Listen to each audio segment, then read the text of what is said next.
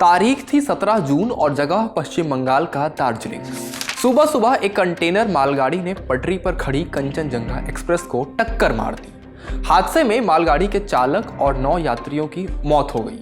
घटना खबरिया चैनलों की हेडलाइन बनी और 1-2 दिन में गायब हो गई।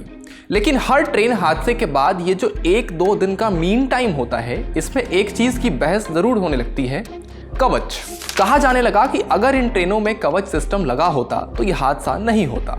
आपको याद होगा कि उड़ीसा के बालासोर में हुए ट्रेन हादसे के बाद भी यही कहा गया था।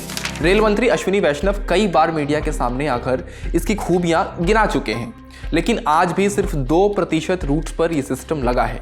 इंडिया टुडे मैगजीन में छपी हमारे साथी अभिषेक दस्तीदार की रिपोर्ट के जरिए आपको बताते हैं कि कैसे कवच एक अटका हुआ वादा है।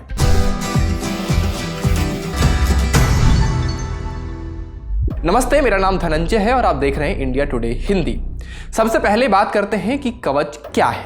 ये एक ऑटोमेटिक ट्रेन प्रोटेक्शन सिस्टम है जिसे रेल मंत्रालय के रेल डिजाइन एंड स्टैंडर्ड ऑर्गेनाइजेशन ने प्राइवेट कंपनियों के साथ मिलकर बनाया है। साधारण भाषा में कहें तो ये एक ऑटोमेटिक मशीन है जो ट्रेनों को टकराने से बचाती है। अब ये क्या काम करती है ये देखिए। ये ट्रेनों को सिग्नल तोड़ने से रोकता है, एक ही ट्रैक पर 2 ट्रेनों को टकराने से रोकता है, ये सुनिश्चित करता है कि ट्रेनें गलत दिशा में न चलें, लोको पायलट्स को सिग्नल की सही जानकारी देता है, लेवल क्रॉसिंग पर बतौर चेतावनी सीटी की आवाज देता है। इन खूबियों के बावजूद रेलवे में कवच सिस्टम लगाने का काम कछुए की रफ्तार से आगे बढ़ रहा है। भारत के करीब 68,000 किलोमीटर के रेल रूट्स में से सिर्फ 2% यानी 1465 किलोमीटर लंबे रूट पर अब तक कवच लगाया गया है। इसी तरह 15,200 इंजनों में से कवच लगाया जाने वाले इंजन सिर्फ 144 हैं, जो 1% से भी कम है। भारत में सभी रूट्स पर कवच सिस्टम लगाने की अनुमानित लागत 44,640 करोड़ रुपए है, जिसमें से 34,000 करोड़ रुपए ट्रैक पर लगाने के लिए और 10,640 करोड़ रुपए इंजनों में कवच लगाने के लिए प्रस्तावित है। सारी समस्या आकर इस बात पर अटक जाती है कि अपने ट्रेनों की स्पीड बढ़ाने और जल्द ही बुलेट ट्रेन दौड़ाने का दावा करने वाला रेलवे कवच लगाने में इतना सुस्त क्यों है। तो इसके 4 कारण हैं। पहला, इसे लगाना जटिल है। इसे लगाने के लिए बड़े इंफ्रास्ट्रक्चर की जरूरत होती है, जिसमें ट्रेनों की आवाजाही से तालमेल बैठाते हुए टावर लगाना और केबल बिछाना शामिल है। दूसरा कारण, इसकी निर्माण क्षमता सीमित है, क्योंकि इसके स्वीकृत मैन्युफैक्चरर्स बहुत कम हैं। कलपुर्जों के परिचालन में एक दूसरे पर निर्भरता के चलते उत्पादन मुश्किल हो जाता है।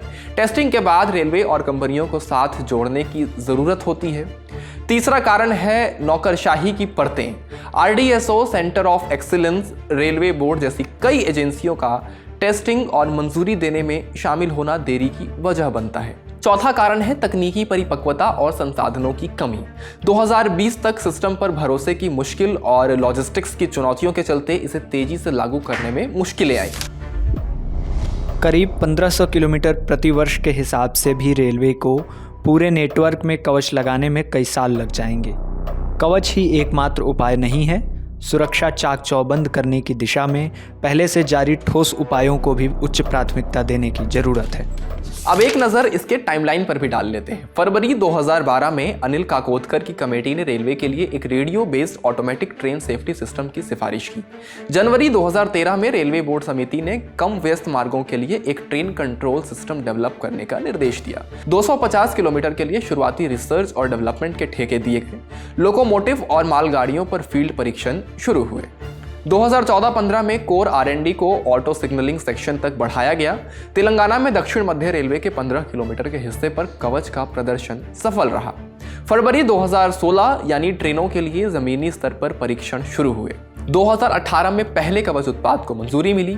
2019 में दक्षिण मध्य रेलवे के 1200 किलोमीटर के हिस्से पर इसे लगाने के निर्देश जारी किए गए, जबकि 265 किलोमीटर पर पहले ही परीक्षण चल रहे थे। इस तरह कुल मार्ग की लंबाई 1465 किलोमीटर हो गई। 2020 में रेलवे बोर्ड ने नीति में सुधार करते हुए हर जगह ट्रेनों की टक्कर रोधी प्रणाली लगाए जाने को अनिवार्य कर दिया। जुलाई 2021 में इस सिस्टम का नाम बदलकर कवच कर दिया गया। 2022 में 2000 किलोमीटर के हिस्से में इसे तेजी से लागू करने के लिए केंद्रीय बजट में धन आवंटित किया गया। 3000 किलोमीटर के लिए कॉन्ट्रैक्ट साइन किए गए। फरवरी 2024 में मथुरा पलवल रेलखंड में परीक्षण शुरू हुए। 4055 किलोमीटर ऑप्टिकल फाइबर केबल बिछा। 273 स्टेशनों और 301 लोकों में उपकरण लगे। 356 टेलीकॉम टावर स्थापित हुए। 1330 किलोमीटर रूट पर ट्रैक साइड उपकरण लगे। तो ये थी कहानी कवच की। आपको ये वीडियो कैसा लगा हमें कमेंट बॉक्स में जरूर बताएं। शुक्रिया। इसी तरह की तसल्ली से भरी हुई एक्सक्लूसिव रिपोर्ट्स देखने के लिए सब्सक्राइब करें इंडिया टुडे हिंदी का यूट्यूब चैनल और बेल आइकन जरूर प्रेस करें ताकि वीडियो अपलोड होते ही आपको खबर हो जाए।